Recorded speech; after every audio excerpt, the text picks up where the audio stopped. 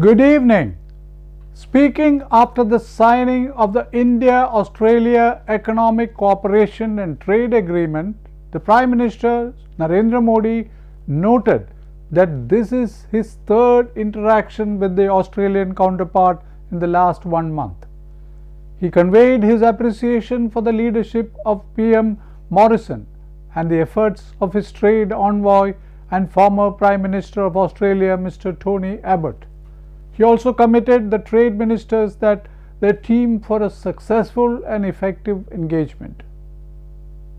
Welcome to this week's episode of Prime Minister Speaking.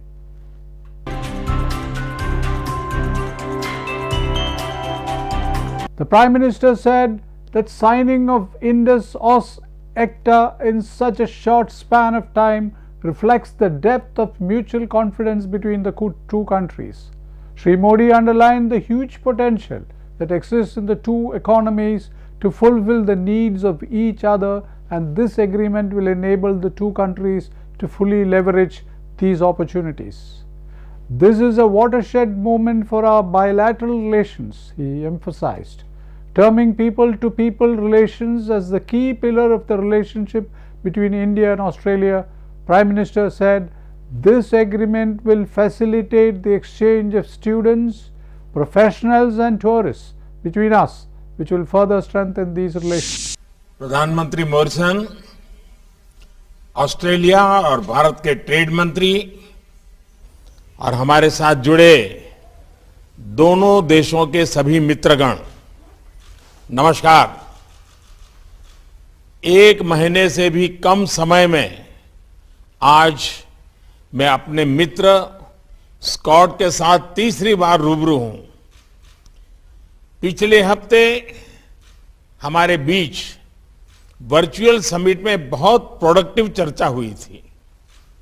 उस समय हमने अपनी टीम्स को economic cooperation and trade agreement पर बातचीत शीघ्र संपन्न करने का निर्देश दिया था और मुझे बहुत खुशी है कि आज इस महत्वपूर्ण समझौते पर हस्ताक्षर हो रहे हैं।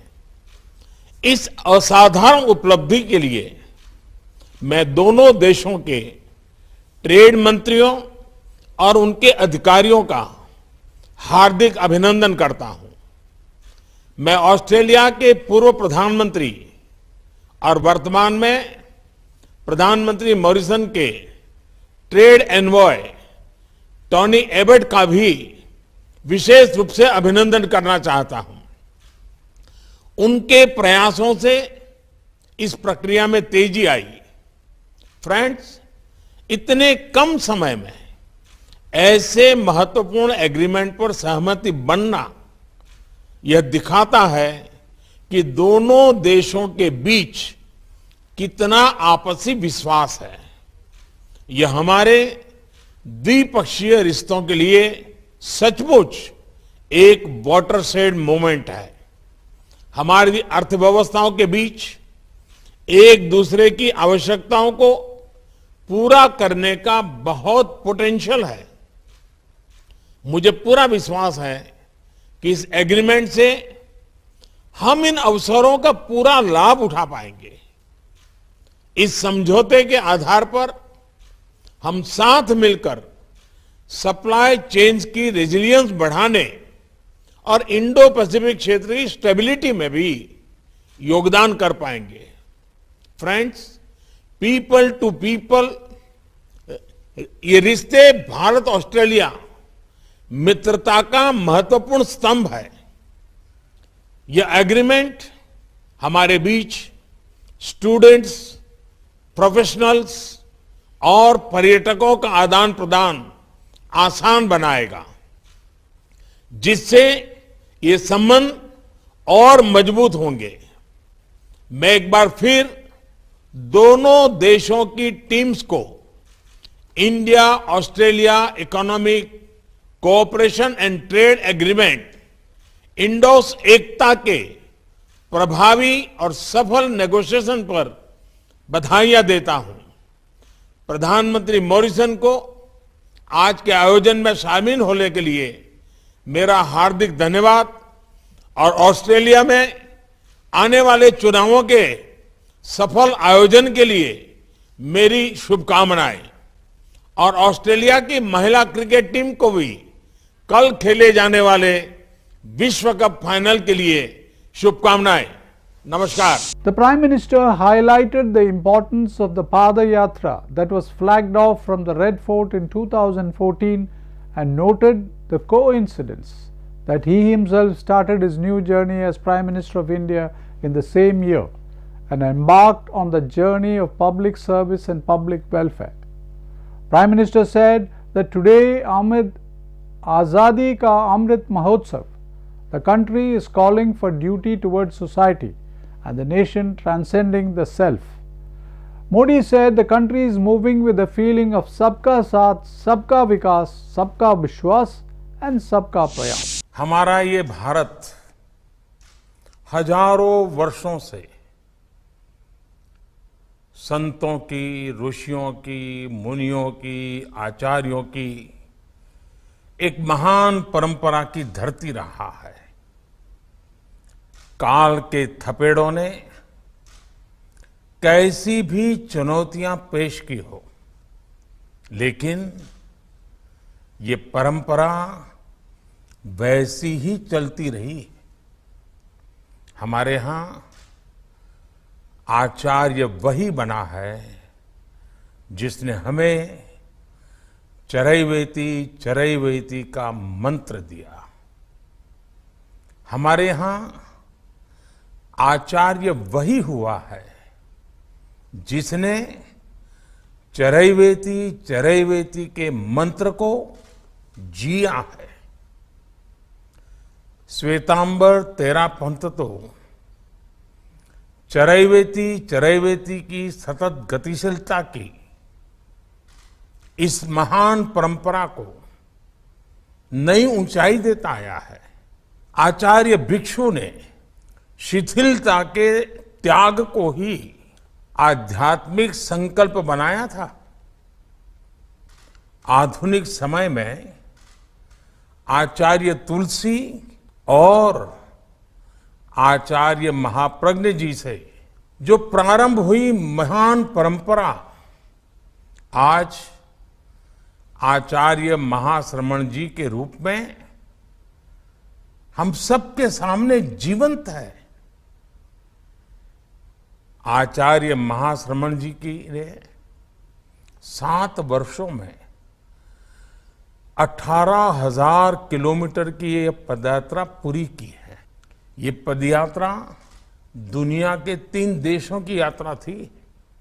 इसके जरिए आचार्य श्री ने वसुधैव कुटुंबकम के भारतीय विचार को विस्तार दिया है। इस पदयात्रा ने देश के 20 राज्यों को एक विचार से, एक प्रेरणा से जोड़ा। जहां अहिंसा है वहीं एकता है, जहां एकता है वहीं अखंडता है, जहां अखंडता है वहीं श्रेष्ठता है।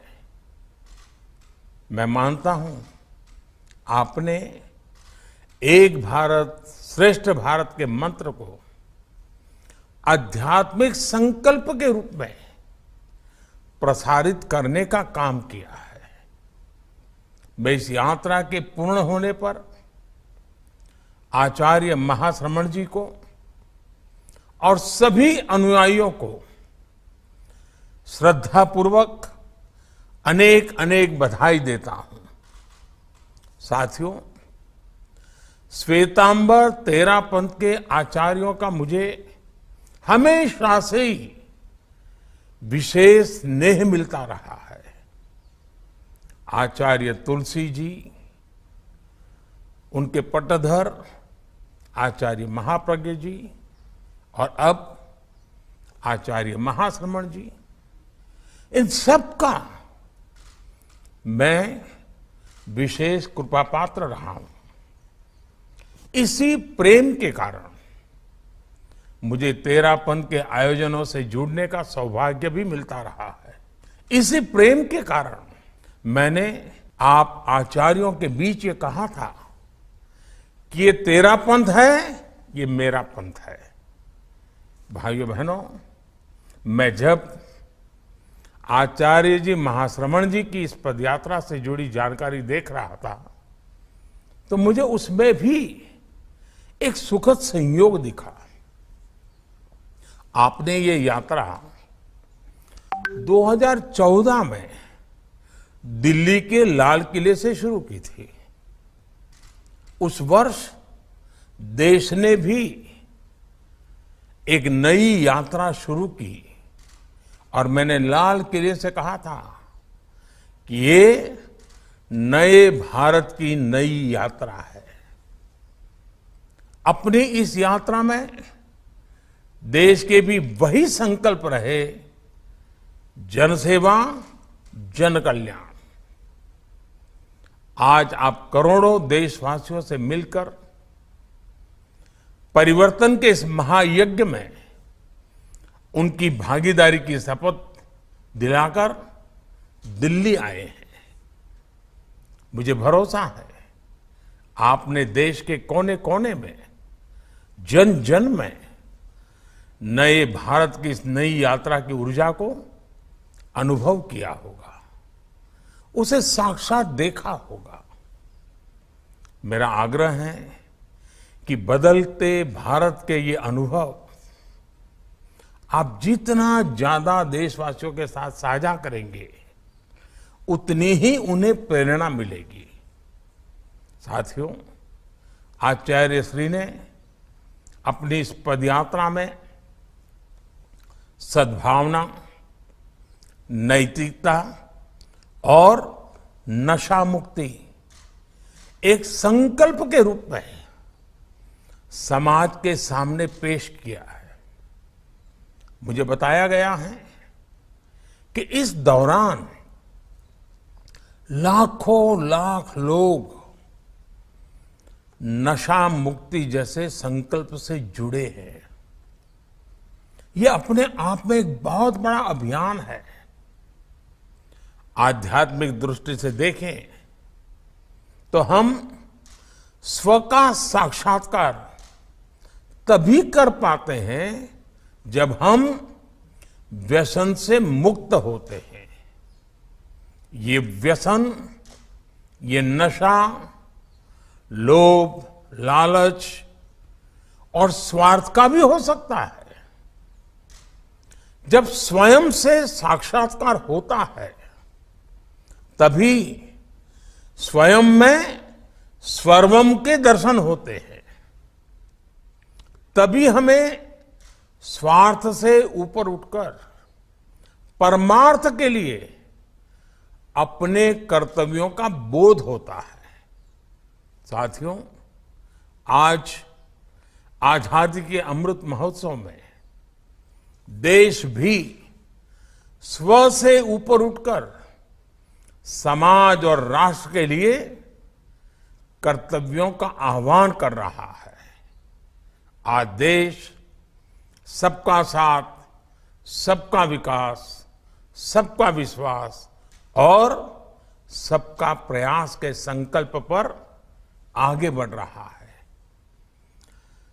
सरकारें ही सब कुछ करेगी, सत्ता ही सब कुछ चलाएगी, ये कभी भी भारत का भाव नहीं रहा है।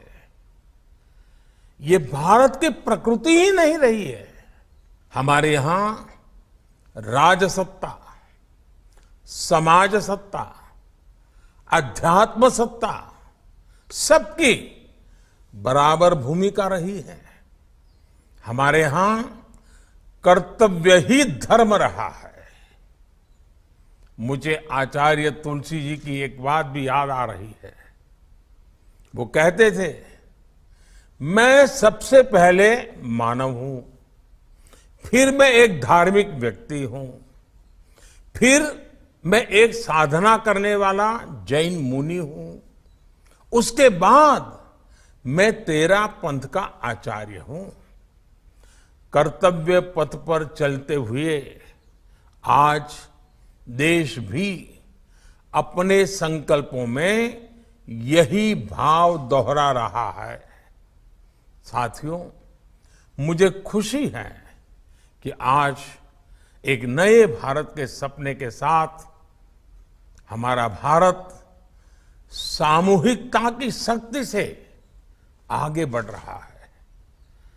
आज हमारी आध्यात्मिक शक्तियां, हमारे आचार्य, हमारे संत सब मिलकर भारत के भविष्य को दिशा दे रहे हैं। मेरी प्रार्थना है आप देश की इन अपेक्षाओं को, देश के प्रयासों को भी जन जन तक ले जाने का एक सक्रिय माध्यम बने। आजादी के अमृत काल में देश जिन संकल्पों पर आगे बढ़ रहा है, चाहे वो पर्यावरण का विषय हो, पोषण का प्रश्न हो या फिर गरीबों के कल्याण के लिए प्रयास, इन सभी संकल्पों में आपकी बड़ी भूमिका है। मुझे पूरा भरोसा है कि आप संतों का आशीर्वाद देश के इन प्रयासों को और अधिक प्रभावी बनाएंगे और अधिक सफल बनाएंगे। इसी भावना के साथ सभी संतों के चरणों में वंदन करते हुए आप सबका हृदयपूर्वक बहुत बहुत धन्यवाद। Prime Minister Shri Narendra Modi addressed a webinar on positive impact of Union Budget 2022 in the agriculture sector. He discussed the ways in which the budget will contribute to strengthening agriculture sector. The webinar was focused on agriculture strategies for implementation. Concerned union ministers, representatives of the state governments, representatives from the industry and academia, and farmers through various Krishi Vigyan Kendras were present on the occasion. At the outset, the Prime Minister noted the third anniversary of the launch of the PM Kisan Samman Nidhi. कि 3 साल पहले आज ही के दिन PM किसान सम्मान निधि की शुरुआत की गई थी। ये योजना आज देश के छोटे किसानों का बहुत बड़ा संबल बनी है। इसके तहत देश के 11 करोड़ किसानों को लगभग 1.25 लाख करोड़ रुपए दिए जा चुके हैं। इस योजना में भी हम स्मार्टनेस का अनुभव कर सकते हैं। सिर्फ एक क्लिक पर 10-12 करोड़ किसानों के बैंक खातों में सीधे पैसे ट्रांसफर होना, ये अपने आप में किसी भी भारतीय को, किसी भी हिंदुस्तानी को गर्व करने वाली बात है। साथियों, बीते 7 सालों में हमने बीज से बाजार तक ऐसे ही अनेक नई व्यवस्थाएं तैयार की हैं, पुरानी व्यवस्थाओं में सुधार किया है। सिर्फ 6 सालों में कृषि बजट कई गुना बढ़ा है। किसानों के लिए कृषि लोन में भी 7 सालों में 2.5 गुना की बढ़ोतरी की गई है। कोरोना के मुश्किल काल में भी स्पेशल ड्राइव चलाकर हमने 3 करोड़ छोटे किसानों को केसीसी की सुविधा से जोड़ा है। इस सुविधा का विस्तार एनिमल हस्बेंड्री, पशुपालन और फिशरीज से जुड़े किसानों के लिए भी किया गया है। माइक्रो इरिगेशन का नेटवर्क जितना सशक्त हो रहा है, उससे भी छोटे किसानों को बहुत मदद मिल रही है। साथियों, इन्हीं सब प्रयासों के चलते हर साल किसान रिकॉर्ड प्रोडक्शन कर रहे हैं। और एमएसपी पर भी खरीद के नए रिकॉर्ड बन रहे हैं। ऑर्गेनिक खेती को प्रोत्साहन देने के कारण आज ऑर्गेनिक प्रोडक्ट्स का मार्केट अब 11,000 करोड़ का हो चुका है। इसका एक्सपोर्ट भी 6 वर्षों में 2,000 करोड़ से बढ़कर 7,000 करोड़ रुपए से ज्यादा हो रहा है।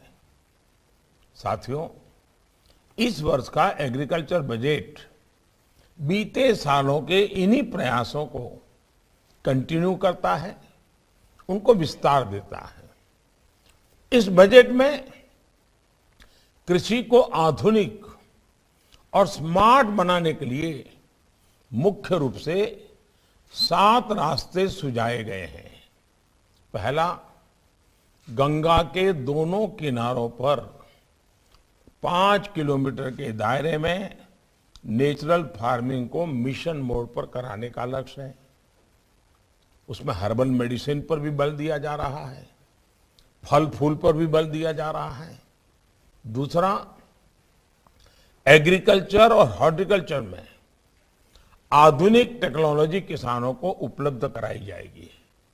तीसरा, खाद्य तेल के इंपोर्ट को कम करने के लिए